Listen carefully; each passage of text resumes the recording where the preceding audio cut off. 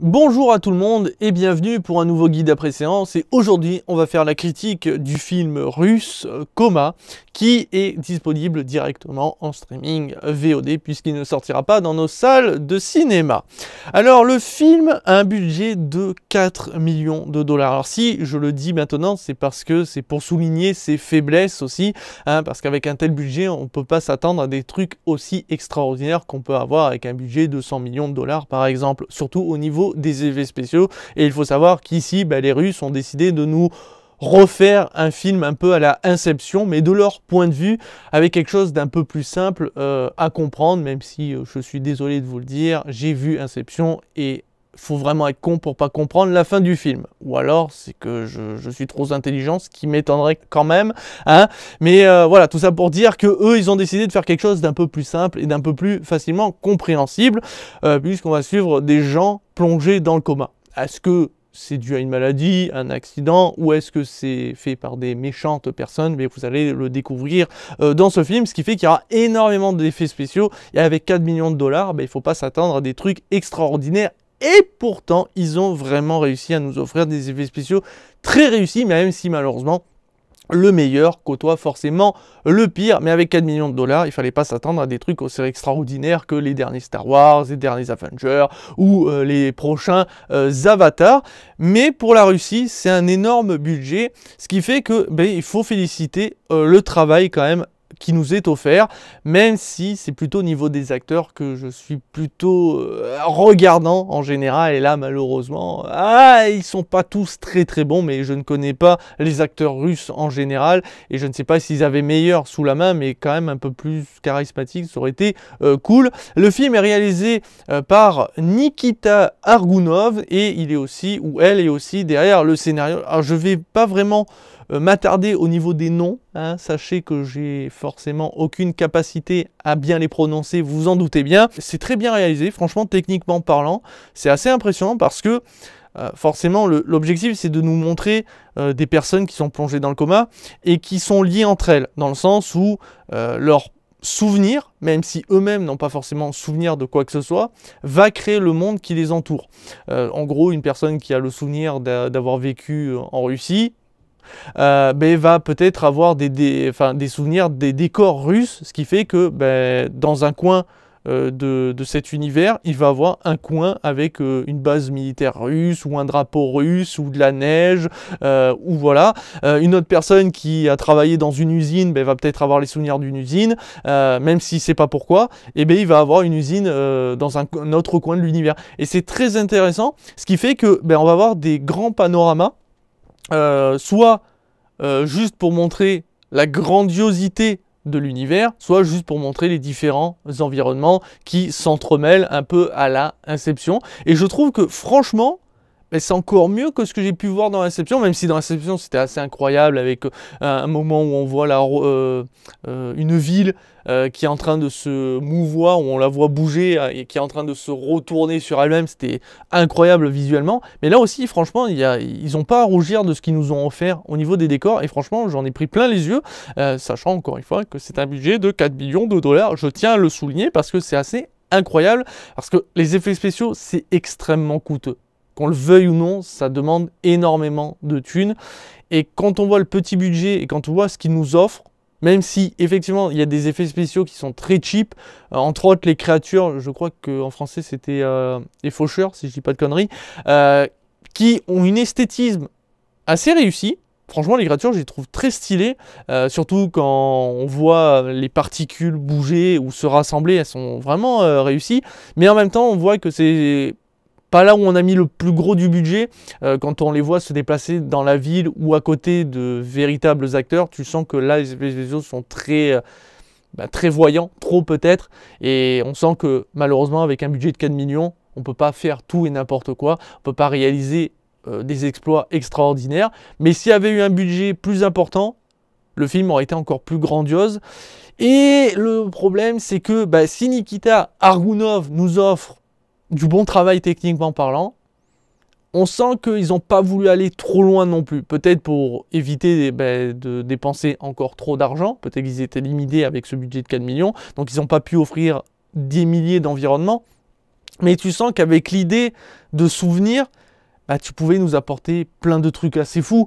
Je veux dire, il y aurait pu avoir une personne qui a eu le souvenir d'avoir regardé la télé, d'avoir vu des dinosaures, ben bim, t'affiches des dinosaures. Le souvenir que cette personne a travaillé dans l'espace ou avec des astronautes, et bim, il pense à l'espace, et il a des souvenirs de galaxies. Et là, tu vois des gens marcher sur une colline, et bim, juste à côté, enfin, à quelques centimètres, tu vois la galaxie. Tu vois des étoiles, tu vois le soleil, enfin ça aurait été hyper cool parce qu'il y a un moment on voit une personne qui est en train de marcher sur une colline et juste à côté, tu vois le ciel, juste devant ses yeux, le ciel, avec un énorme avion qui est en train de voler sur place, enfin qui fait du surplace mais qui doit peut-être bouger, ou en tout cas pour moi je crois qu'il faisait réellement du surplace, mais tout ça pour dire que on pouvait créer des choses assez extraordinaires et assez fous. Alors peut-être qu'ils n'ont pas voulu faire trop de choses non plus, à cause du budget, mais aussi pour éviter de perdre les spectateurs, pour éviter de rendre la chose trop complexe, ou peut-être trop what the fuck pour certains. Mais moi je trouve qu'avec l'idée des souvenirs et des gens en coma, on aurait pu faire des trucs mais tellement dingues et totalement fous en fait. Mais voilà, encore une fois, il faut le rappeler, peut-être que c'est le budget. Oui, je me répète hein, sur le côté financier, mais c'est pour bien mettre les choses à plat, pour dire que c'est quand même dingue ce qu'ils nous proposent, mais malheureusement, tout ne suit pas. Et entre autres, les acteurs, Monsieur Rinal Moukametov, excusez-moi pour la prononciation, qui incarne le personnage principal. Bah, il n'a pas beaucoup de charisme, le personnage principal. Puis alors, le jeu d'acteur, même s'il est loin d'être catastrophique autant que John Boyega, mais pour dire quand même c'est l'acteur principal, c'est lui qu'on voit le plus, c'est lui dont on essaye de s'attacher normalement, sachant que comme tous les personnages qu'on va voir, ils n'ont pas de souvenirs ou très peu de souvenirs, ce qui fait que c'est encore plus dur de s'attacher à eux. Alors si il a le charisme d'une huître, bah, c'est compliqué, et malheureusement son non-jeu d'acteur ou le peu de jeux qu'il arrive à nous offrir fait que bah, je me suis pas du tout attaché à lui, j'en avais même rien à foutre. Et le problème c'est que il a quand même une fin, ce personnage. Le but c'est de retranscrire sa vie au quotidien dans ce milieu qu'il découvre avec les bribes de souvenirs qu'il essaye d'avoir. En plus de ça, il y a un délire avec les rêves. Donc quand les personnages rêvent, cauchemar ou juste rêve, ben, s'affichent derrière, enfin dans leur chambre. Donc littéralement, on voit un morceau de leur rêve. Donc c'est assez impressionnant. Et donc comme le personnage principal, on va suivre ses rêves et ses bribes de souvenirs, ben, j'ai envie de m'attacher à lui, vous voyez. Et malheureusement, ben, j'y arrive pas. Et surtout quand on va découvrir la fin, ça me déçoit. Parce que le concept même, c'est de nous montrer, est-ce que être dans le coma, c'est mal. Alors oui, il y a des créatures qui sont démoniaques, on peut dire. Mais être dans cet univers-là, que je vais appeler coma, ça ira plus vite, donc l'univers coma, est-ce qu'il est mauvais? Est-ce que c'est dommage de le quitter? Est-ce que c'est bien de se réveiller? Parce qu'après tout, ils ont une nouvelle vie. Peut-être que c'était des délinquants, des meurtriers, malheureusement ça, on le saura jamais, parce qu'il n'y en a aucun qui est mentionné comme ça, ce qui est vraiment dommage. Est-ce que ils avaient des enfants et tout? Finalement, de tout quitter à cause d'un accident ou est-ce que c'était intentionnel, fait que c'est bien de vouloir revenir à la vie. Alors qu'ils ont une nouvelle vie, ils peuvent recommencer à zéro. En plus de ça, certains ont des compétences uniques, comme par exemple Fantôme. Vous n'arriverez pas à imaginer quelles compétences il a en s'appelant Fantôme. Nous avons Spirit, qui elle au moins perd bien son nom, puisque c'est bien par rapport aux esprits. Tout ça pour dire que ils ont des compétences pour certains, d'autres non. Ils ont une nouvelle vie, peut-être meilleure que l'ancienne. Donc l'idée et le message, c'est est-ce que être plongé dans le coma, dans ce film-là, est une mauvaise chose? Et c'est ce que va penser peut-être le personnage principal. Le problème, c'est comme je ne m'attache pas à lui, ce qu'il pense, je m'en branle. Et peut-être que vous aussi. C'est vrai que quand il va commencer à douter de revenir à la vie, enfin en tout cas dans la vie réelle si on peut dire, est-ce que c'est pas une mauvaise chose pour lui et de rester dans le coma ne serait pas une meilleure chose? Et c'est malheureusement problématique, ce qui fait que tous les personnages qu'on va croiser, on va avoir un peu du mal à s'attacher à eux et ce qui pourrait leur arriver n'est pas forcément très intéressant. Et c'est dommage parce que c'est vraiment un aspect assez négatif qui plombe un peu le film alors qu'il y a vraiment tellement de choses à côté qui sont assez incroyables, les environnements, techniquement parlant, l'idée même d'avoir une conscience collective, si on peut dire, même si leur pensée n'est pas implanté dans l'univers, c'est simplement quelques souvenirs qui permettent de créer des routes, un bâtiment, voilà. Mais ça s'arrête là. Mais ça, c'est intéressant et c'est sous-exploité. Et le jeu d'acteur et l'histoire fait que ça plombe un peu tout ça. C'est dommage, il y avait tellement de potentiel. Vraiment, c'est un film que je vous invite quand même par curiosité à regarder. Ça ne vaut pas mieux qu'Inception. Et de toute façon, on peut pas comparer Inception à ça, même si j'ai pas forcément aimé Inception. Mais il faut reconnaître que Inception proposait vraiment déjà un truc assez fou. Mais là aussi, les Russes ont proposé une idée très intéressante, un point de vue à côté.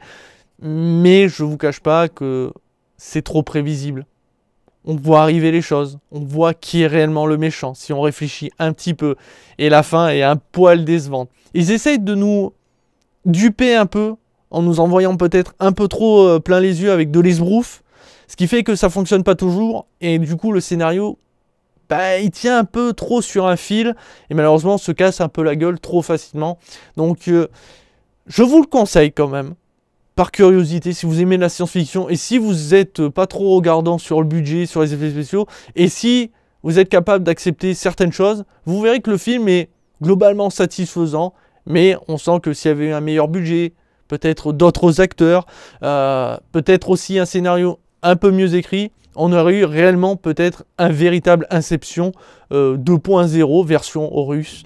Mais voilà, le meilleur côtoie forcément le pire, et c'est pour ça que le film mérite une note de 3,5 étoiles sur 5. Et oui, quand même, hein, 3,5 étoiles sur 5, c'est pas déconnant, mais parce que je m'attendais pas à grand chose sur le moment, hein, quand j'ai vu le titre, Coma, quand j'ai vu que c'était un film russe, c'est pas un préjugé. Je savais que j'allais pas avoir un truc extraordinaire, et pourtant, ben, j'ai été surpris. J'ai passé un bon moment. Mais scénaristiquement parlant, beaucoup trop prévisible, et c'est là le plus gros point négatif de ce film. Et bien voilà qui conclut cette critique.